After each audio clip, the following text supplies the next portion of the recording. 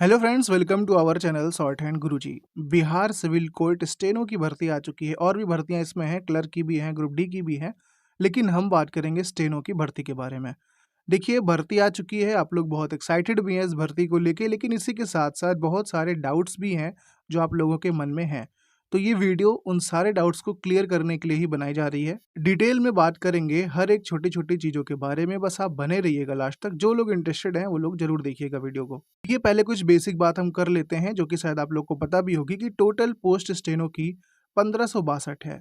और ये सिर्फ बिहार की नहीं, ऑल इंडिया पोस्ट है। बस ये है कि अगर आप बिहार के बाहर से अप्लाई करते हैं तो आप यूआर में ही, यानी अनरिजर्व में ही गिने जाएंगे।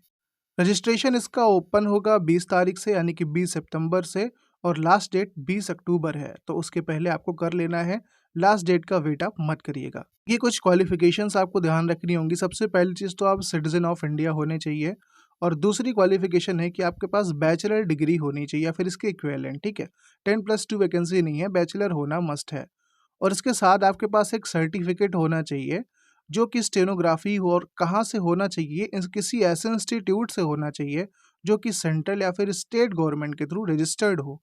देखिए, बहुत बड़ा कंफ्यूजन ये है आप लोगों का। देखिए, शॉर्ट हैंड ऐसा भी होता है कि बहुत सारे ऑनलाइन चैनल्स भी हैं जो आपको सिखाते हैं बेसिक से, और आपको शॉर्ट हैंड अच्छा आने लगता है, आप अच्छी स्पीड भी गेन कर लेते हैं।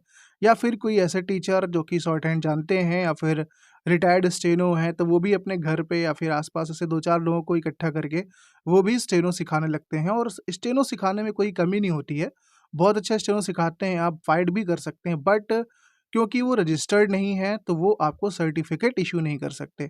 तो आप ऐसी किसी जगह जहाँ प्रॉपर शॉर्ट हैंड सिखाया जाता हो, उनका इंस्टीट्यूट हो, और वो रजिस्टर्ड भी होना चाहिए, चाहे सेंट्रल गवर्नमेंट से या फिर स्टेट गवर्नमेंट से। और ऐसा ज़रूरी नहीं है कि आप बिहार के बाहर से हैं तो बिहार का ही रजिस्टर्ड होना चाहिए। आप जहाँ से भी हैं वहाँ का भी इंस्टीट्यूट बस रजिस्टर्ड होना चाहिए, तभी आपको वो सर्टिफिकेट इशू कर पाएंगे।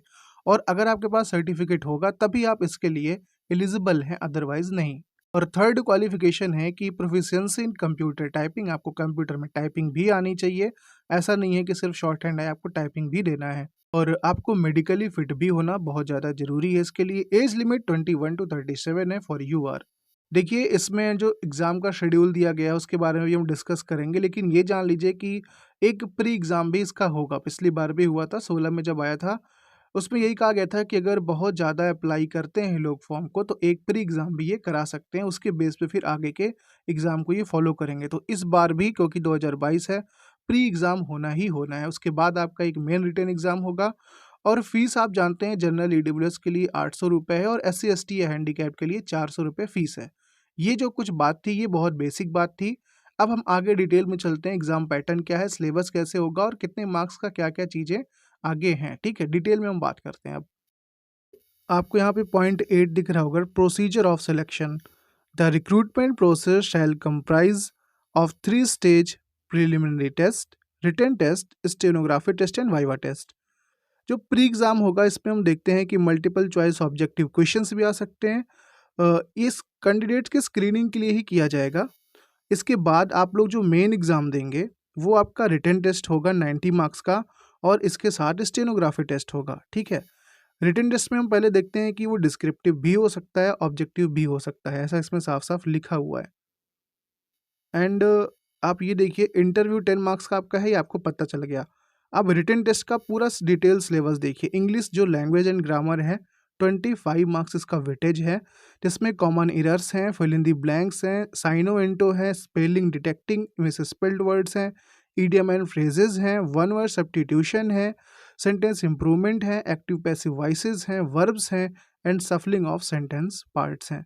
और हिंदी में आप देखेंगे तो विपरीतार्थक शब्द यानी विलोम शब्द हैं, समानार्थी, सामान्य वाक्य शुद्धि जो होती है, वर्तनी की जांच करना, लोकोक्ति एवं मुहावरे आएंगे, अनेक शब्दों के बदले एक शब्द। इतनी चीज आपको पढ़ के जानी है।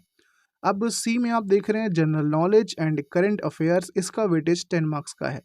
In this section questions will be based on history, civics, geography, everyday science. मतलब होता है दैनिक जीवन में जो साइंस आपकी यूज़ होती है, यानी सिर्फ हम बोल सकते हैं सामान्य विज्ञान, बहुत डीप में आपको नहीं पढ़ना होगा साइंस।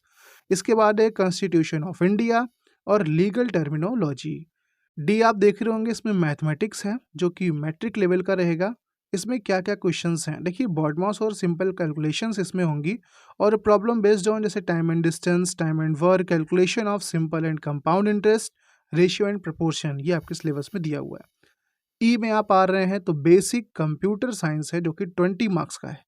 इसमें क्या-क्या है, कंप्यूटर के एग्जामिनेशन में आप देखेंगे history of computer, fundamental of computer and terminologies, computer अब्रिविएशंस, basic of hardware and software, keyboard के शॉर्टकट्स, ऑपरेटिंग सिस्टम, ये जो बेसिक ऑपरेटिंग सिस्टम होते हैं ना उनका बेसिक आपको पढ़ना है, basic functionalities of MS office जैसे वर्ड, एक्सेल या फिर पावर पॉइंट वगैरह, इंटरनेट के टर्म्स आपको पढ़ के जाना है, इंटरनेट की सर्विस पढ़ के जानी है, नेटवर्किंग एंड कम्युनिकेशन कैसे होता है, सिक्योरिटी टूल्स और वायरस के बारे में भी इंफॉर्मेशन आपको होनी चाहिए।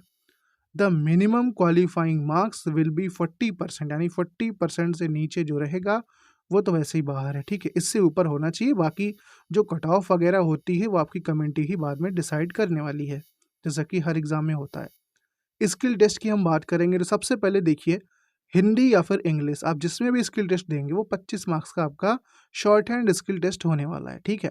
स्पीड की बात हम नीचे करेंगे, पहले यहाँ पे देखते हैं कितने मार्क्स का है, कितना वेटेज है। तो शॉर्ट हैंड स्किल टेस्ट आपका 25 नंबर का है। टाइपिंग टेस्ट अगर आप हिंदी या इंग्लिश करते हैं तो वो 15 नंबर का है, ठीक है। और कंप्यूटर प्रोफिशिएंसी टेस्ट आपका 10 नंबर का है। ये मिला दिया जाए तीनों को तो 50 नंबर, तो इसका वेटेज आराम से हो गया। अब जो कंप्यूटर प्रोफिशिएंसी टेस्ट है इसमें बेसिक नॉलेज आपको होनी चाहिए, एमएस वर्ड की, एमएस एक्सेल की, इंटरनेट सफलिंग स्किल की, कैसे इंटरनेट हम यूज़ करते हैं, ऐसे कुछ बेसिक इन्फॉर्मेशन आपको होनी चाहिए।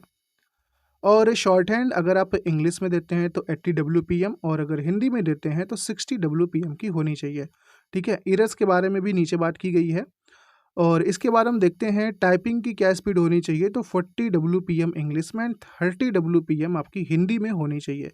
इरर्स की बात करते हैं, 95% एक्यूरेसी इंग्लिश शॉर्ट हैंड वालों के लिए मस्ट है, 90% एक्यूरेसी इंग्लिश टाइपिंग के लिए मस्ट है, ठीक है। और 95% हिंदी शॉर्ट हैंड वालों के लिए और 90% जो है हिंदी टाइपिंग वालों के लिए। मतलब यही हुआ कि टाइपिंग में आप 10% तक इरर कर सकते हैं, शॉर्ट हैंड में सिर्फ 5% ही इरर कर पाएंगे, उससे ज़्यादा नहीं कर सकते। फॉर्म वगैरह फिल होना स्टार्ट हो जाएंगे, लीगल डिक्टेशंस आना स्टार्ट हो जाएंगी चैनल पे। आप सभी लोग रोज़ रात में 8 बजे हमारे चैनल पर डिक्टेशन होती है, आप आ सकते हैं और आराम से डिक्टेशन को लिख सकते हैं बिल्कुल फ्री में। PDF हमारे टेलीग्राम के ग्रुप में मिल सकती है और साथ ही हमारे टेलीग्राम के ग्रुप में रीडिंग भी कराई जाती है। बस यही कुछ इन्फॉर्मेशंस थी। आप सभी लोग जो लोग फॉर्म अप्लाई करेंगे अच्छे से तैयारी करिएगा, एग्ज़ाम दीजिएगा और जॉब लीजिएगा। मिलते हैं फिर अगली वीडियो में, तब तक के लिए गुड बाय।